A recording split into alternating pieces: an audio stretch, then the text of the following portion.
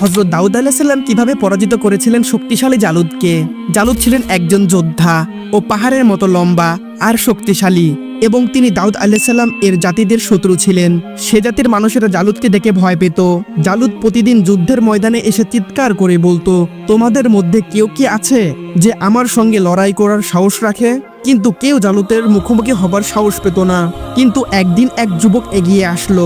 তিনি ছিলেন দাউদ আলাইহিস সালাম। তবে তিনি তখনও নবী ছিলেন না, রাজা ছিলেন না, ছিলেন শুধুমাত্র একজন সাধারণ রাখাল। তিনি সামনে এসে বললেন, আমি আল্লাহর উপর ভরসা করে জালুতের সঙ্গে লড়াই করব।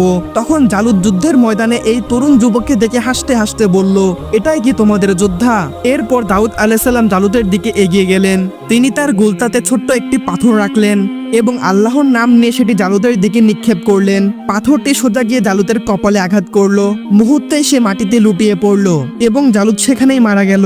আর এইভাবেই দাউদ আলাইহিস সালাম আল্লাহর সাহায্যে জালুতকে পরাজিত করেছিলেন। আল্লাহ তাআলা তাকে বিজয় দিলেন এবং নবুয়তের মর্যাদা দান করলেন।